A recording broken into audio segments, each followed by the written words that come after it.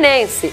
Mas antes da semifinal no Maracanã, os dois lados ali, olha, eles têm muito que comemorar. O Flávio Vinick conta pra gente. Na véspera de um jogo decisivo, notícia boa é sempre muito bem-vinda. E os vascaínos receberam algumas nesta quarta-feira. Paulinho e Evander treinaram no campo pela primeira vez na semana, aumentando assim as chances de enfrentar o Fluminense. Giovanni Augusto está recuperado e também pode ser escalado. E as boas notícias não param por aí. O Martin Silva, que estava com a seleção uruguaia, chega nesta quarta-feira à noite no Rio de Janeiro e já foi confirmado pelo técnico Zé Ricardo para essa partida contra o Fluminense. O que o técnico ainda tem dúvida é sobre o esquema que será utilizado, já que ele treinou com 3 zagueiros e se Paulinho e Evander entram na equipe titular. A gente está tendo um pouquinho de calma para a gente decidir, até porque a gente tem que pensar não só na escalação inicial, mas nas trocas que poderíamos ter. O Vasco tem a obrigação de vencer para chegar à final do Campeonato Carioca. O empate dá a classificação ao Fluminense. Uma vantagem grande, mas que não preocupa muito o Zé Ricardo. Lógico que ela é uma boa vantagem, mas acredito que isso se faça mais evidente para a parte final da partida, né? Se tratando de um clássico, a gente sabe que não tem favoritos e por isso não acredito que o Fluminense jogue com essa vantagem. No Fluminense, Abel tem 2 problemas para escalar o time titular. O Marcos Júnior sente dores no tornozelo esquerdo e o Sornosa no joelho esquerdo. Apesar de jogar pelo empate para chegar à final, a ordem aqui é só pensar nessa vantagem no final da partida. Em primeiro plano, quando você veste a camisa do Fluminense é independente, né? O peso que tem a camisa do Fluminense, ela te motiva em qualquer jogo, independente. Mas os clássicos, eles são especiais. A vantagem do empate veio com o título da Taça Rio, conquista que confirmou a boa fase do Fluminense. Depois de um início de ano difícil, com a saída de vários jogadores importantes, o time deu a volta por cima. Agora encara o Vasco, embalado, depois de passar por Flamengo e Botafogo. Esses 2 clássicos que nós tivemos nos deram muita confiança e esse primeiro título da Taça Rio também foi muito bom, foi muito importante e nos deu muita confiança. 2 gigantes em busca de uma vaga na final. Quem leva a melhor? O reforçado Vasco do Zé Ricardo ou o embalado Fluminense do Abel? Eugênio Leal. Primeiro confronto Fluminense e Vasco, o Zé Ricardo pregou uma peça no Abel. Espelhou o Vasco no Fluminense. Não conseguiu a vitória, mas amarrou o time do Fluminense. Quem diria que a gente estaria falando aqui, amarrou o Fluminense. Mas o Zé já estava projetando também a Libertadores. A Libertadores, né? verdade. O adversário teria mas ontem, a informação é que o Zé Ricardo testou várias formações e não está descartada aí uma estratégia parecida. Repetir. O Erle, inclusive, treinou entre os titulares num determinado momento do treino.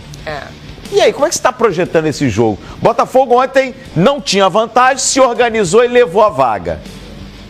Como o Vasco, como é que o Vasco tem que superar essa vantagem do Fluminense? O Fluminense, além de ter conseguido, né, assim, 2 resultados que deram muita moral para a equipe, né, a superar o Flamengo, mesmo que com empate, depois a vitória em cima do Botafogo por 3-0, uma vitória assim que dá moral. O Fluminense vai para esse jogo com o Vasco com a vantagem do empate, o que para o estilo de jogo dele é perfeito. Sim. Porque o Fluminense é um time que joga fechado para sair no contra-ataque. O Vasco terá a necessidade de ir para cima do Fluminense. Não adianta ficar, vou me defender. Vai se defender o Fluminense, olha, maravilha, se defende aí, porque eu vou me defender daqui, 0-0, eu estou classificado. Então o Vasco precisa ter a iniciativa. E em cima disso, o Fluminense vai trabalhar aquele jogo de fechar a linha de 5 atrás, com 4 na frente e trabalhar a transição em velocidade, ou o chamado contra-ataque, para matar o jogo. Um golzinho, né, deixa o Fluminense muito perto da classificação. Então eu vejo em cima disso, o Vasco vai precisar construir jogadas de ataque, mais do que se defender. É claro que sair na frente, fizer 2 gols, aí muda a configuração. Mas de início, é um Vasco que precisa propor o jogo, encontrar soluções diante de uma defesa que tem se mostrado forte na bola aérea, né, na marcação pelos lados do campo, onde o Vasco costuma jogar bem. Então o Vasco vai ter que reencontrar o criar novas situações de jogo que ele não tem mostrado nessa temporada para superar o Fluminense. E hoje, pensando no Fluminense, que tem jogado com raça, jogado pelo Abel e se apegando a todas as provocações, que o Diga Fox Sports Rádio, né? Todo mundo ali com a camisa do Fluminense, o Abelão citou o Beija, por sinal. Hoje a gente pode destacar nesse Fluminense que o Júlio César é o grande nome do time? Um dos. Júlio César, por incrível que pareça. É engraçado do futebol isso. E foi uma crítica que eu fiz por muitos anos ao Fluminense, quando ele tinha um patrocinador muito forte e que contratava grandes nomes. E isso é uma coisa que acontece no futebol em geral, né? Esses grandes nomes impediam o desenvolvimento de outros jogadores que já estavam no clube e que muitas vezes não conseguem ter uma grande carreira por isso. É o caso aí do Júlio César, que estava no banco para o Cavalieri. Até o Júlio César, ano passado, teve um período que foi titular. Sim. Mas sempre assim, tem o Cavalieri ali na sombra. Esse ano o Cavalieri saiu, o Júlio César se transformou, nesse estadual, no melhor goleiro do campeonato estadual. Dentre todos os times. Foi o melhor goleiro. Tem sido até aqui melhor goleiro. E estava ali meio que em segundo plano. Quando você tira um medalhão do elenco, dá oportunidade aos jogadores que estão ali em segundo plano de mostrarem o potencial que eles têm. E o Júlio César está fazendo isso de forma brilhante nessa competição. E botando no banco o jogador que foi contratado, o Uruguai de Amores, né? De Amores e o outro, Rodolfo, que o Abel tem elogiado muito. Vamos começar aqui pelo mandante, quem tem a vantagem hoje do empate, o Fluminense, campeão da Taça Rio. Vamos lá para a prancheta, Eugênio, aí ó.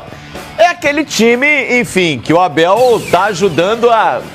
Não sei se consagrar a palavra correta, mas tornou um time desconfiado num time competitivo. Exatamente, que é um time que tem consciência defensiva, o que faltava ao Fluminense ano passado, né? O Fluminense ano passado era um time que ia para cima, até tinha um bom aproveitamento ofensivo, mas lá atrás deixava muito a desejar. Agora ele, com os 3 zagueiros, tranca bem a área, né? A bola aérea ficou muito mais forte defensivamente falando. Quando o time é atacado, a volta dos laterais ou dos alas fecha aquele espaço ali. E aí você tem ainda, a gente está vendo aqui um 3-5-2, mas o Marcos Júnior e o Sornosa, eles fecham também uma linha de 4 com o Jadson e o Richard para proteger essa linha de 5. Só fica um pouco mais à frente o Pedro quando o Fluminense é atacado. Quando tem a bola, aí ele solta. O Marcos Júnior vira um segundo atacante e o Sornosa um meio de ligação. E é um time muito competitivo por isso, porque tem consciência defensiva e tem um plano de jogo claro, definido, que todos os jogadores sabem cumprir a risco. Isso, o Fluminense. E o Vasco da Gama é o Vasco do Zé Ricardo. Vamos colocar aqui na tela o provável Vasco que vai a campo hoje. Martin Silva no gol. A zaga, Iago, Pikachu, Paulão, Eraso e Fabrício. O Wellington e De Sábato mais à frente. E aí lá como referência, Andrés Rios, o Paulinho, o Evander e o Riascos. Ô, Eugênio Leal, eu tenho recebido muitas mensagens na hashtag do programa, do Bom Dia, sobre a zaga do Vasco. Perguntando o que seria a zaga ideal. Você tem uma zaga ideal para o time do Zé Ricardo? Olha, talvez, assim, dos que estão disponíveis hoje, né? Porque a gente tem que levar em consideração que no elenco do Vasco tem o Breno ainda. Foi um jogador que terminou bem o ano passado. Estando bem, acho que é titular. Estando bem é titular, mas nesse momento não está à disposição. É realmente um problema. É um calcanhar de Aquiles essa zaga do Vasco. Especialmente na bola aérea, tem falhado muito. E o Paulão parece sempre meio perdido, né? Não sabe muito onde que tá, o que está fazendo por ali. O Eraso, às vezes, um pouco lento em algumas abordagens. Tem o menino Ricardo Graça, que começou bem a temporada e de repente foi barrado. Aí acho que às vezes cai naquela coisa assim, tem que jogar quem tem mais nome, sabe? Quem tem mais experiência. Isso é ruim, né? Eu acho que jogaria ali com o Graça e o Eraso, nesse momento, porque o Paulão realmente não vive uma fase boa. É verdade, Eugênio. O Ricardo Graça começou bem um ano e de repente foi sacado do time, enfim. O Evander e o Paulinho, eles voltaram somente ontem aos treinos, né? Sim. O Evander se recuperando ainda de um incômodo na coxa, um incômodo muscular. E o Paulinho, parece que o Paulinho tem um problema crônico no quadril, hein? Que, olha, preocupa. Ele vem fazendo tratamento, a manutenção dele pós-jogo, ela é sempre mais complicada. Enfim, mas a gente fica nessa interrogação com esses 2 nomes aqui. Que são nomes fundamentais, né? Exatamente. Porque são jogadores habilidosos, jovens e que dão o toque diferente pro time do Vasco, ofensivamente falando. Especialmente o Paulinho, mais aberto. Mas o Evander tem a qualidade também para chegar por dentro, armando a jogada e volta para recompor na marcação. São jogadores importantes. Claro que o Riascos tem se destacado nesse time do Vasco, porque é o jogador com mais característica aguda do time, né? Que chega mais na área para finalizar, que tem a força física para arriscar um drible. Embora erre mais do que acerte, quando acerta leva muito perigo ao gol adversário. Bom, vamos abrir o baú? Vamos relembrar alguns jogos entre Vasco e Fluminense, Fluminense e Vasco? Baúzão. Linha do tempo do Bom Dia Fox. Quem é que tá levando a melhor nessa aí, ô Calheiros? Boa. Últimos confrontos entre Vasco e Fluminense. Vamos lá então para nossa linha. Vamos voltar lá no ano de 2014. Olha aí, ó. O Vasco levou a melhor sobre o Fluminense 1-0.